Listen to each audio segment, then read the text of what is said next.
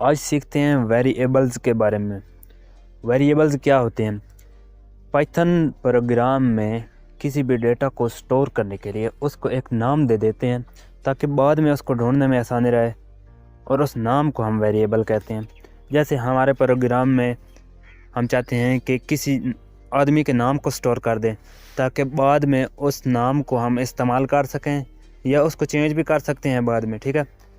आप आसानी के लिए इस तरह समझिए कि हम एक वेरिएबल बनाते हैं और उस वेरिएबल को आप इस तरह समझिए कि वो एक फ़ोल्डर है, जैसे कंप्यूटर में हम फ़ोल्डर्स बनाते हैं। अब उस फ़ोल्डर को एक नाम दे देते हैं, अब उसमें कुछ डेटा रखते हैं। जिस तरह हम फ़ोल्डर को चेंज कर सकते हैं बाद में, उसी तरह वेरिएबल को भी चेंज कर सकते हैं। और जिस तरह आप फ़ोल्डर के अंदर जो डेटा होता है उसको चेंज कर सकते हैं, उसी तरह वेरिएबल में भी चेंज कर सकते हैं। तो आप वेरिएबल को कंप्यूटर के एक फ़ोल्डर की तरह समझ सकते हैं। अब मैं यहाँ पर लिखता हूँ नेम, तो ये एक फ़ोल्डर बन गया। आप इस तरह समझिए कंप्यूटर की मेमोरी में ये स्टोर हो जाएगा। आगे मैं लिखता हूँ, अपना नाम लिखता हूँ, ठीक है। ये कुछ इस तरह से हो गया। ये क्योंकि स्ट्रिंग है इसलिए इसके बाद डबल या सिंगल कोट ज़रूर लगाइएगा वरना एरर आएगी, ठीक है। अब जहाँ कहीं भी हमें अपने नाम को प्रिंट करने की ज़रूरत पड़ेगी, हम प्रिंट लिख कर आगे इस नेम जो वेरिएबल हमने बनाया है उसको लिख देंगे, तो हमारा नाम जो है वो प्रिंट हो जाएगा। बाद में इसको आप चेंज भी कर सकते हैं, ठीक है। मैं यहाँ पर लिखता हूँ प्रिंट, ठीक है, प्रिंट लिखा और नेम जो ऊपर वेरिएबल बनाया उसको इसके अंदर लिखेंगे और रन करता हूँ। ये देखिए मेरा नाम प्रिंट होकर आ गया। एज को स्टोर करना चाहें कंप्यूटर के मेमोरी में, मतलब प्रोग्राम में, तो उसको भी स्टोर कर सकते हैं। एज नाम का वेरिएबल बनाएंगे।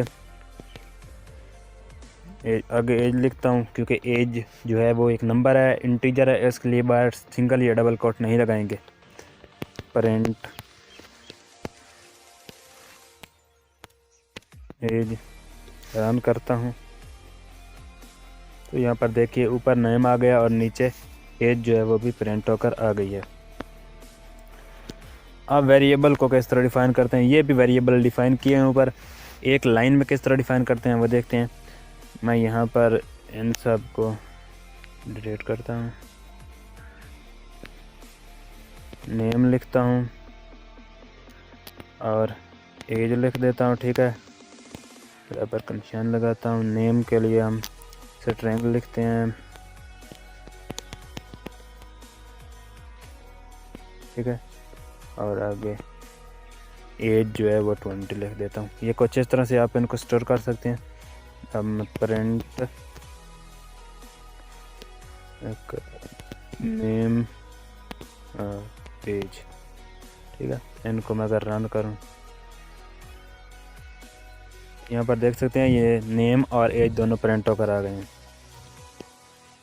ये जो ऊपर मैंने लिखा है ये इसी तरह है जैसे ये यहाँ पर हमने ऐसे लिखा था, name is equal to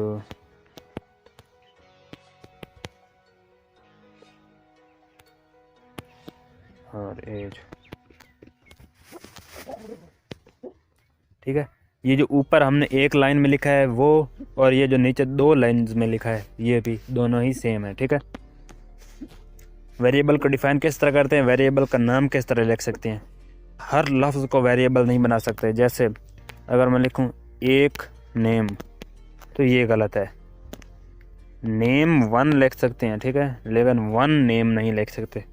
number को पहले नहीं लगा सकते, बाद में लगा सकते हैं, ठीक है। नेम यूज़र, इसमें आप अंडरस्कोर इस्तेमाल कर सकते हैं, ठीक है, लेकिन अंडरस्कोर को पहले नहीं लगा सकते, बाद में लगा सकते हैं। यूज़र नेम इस तरह लिख सकते हैं, यूज़र नेम इस तरह भी लिख सकते हैं, यूज़र नेम इस तरह भी लिख सकते हैं, ठीक है। यूज़र नेम 1 भी लिख सकते हैं, लेकिन 1 यूज़र नेम नहीं लिख सकते, ठीक है। उम्मीद है आपको समझ लग गई होगी। बाद में हम और भी चीज़ें देखेंगे इसके बारे में, तो अभी के लिए इतना ही काफ़ी है। उम्मीद है आपको समझ लग गई होगी। वीडियो अच्छी लगे तो लाइक कीजिए, यूट्यूब चैनल को भी सब्सक्राइब कर दीजिएगा। बहुत शुक्रिया।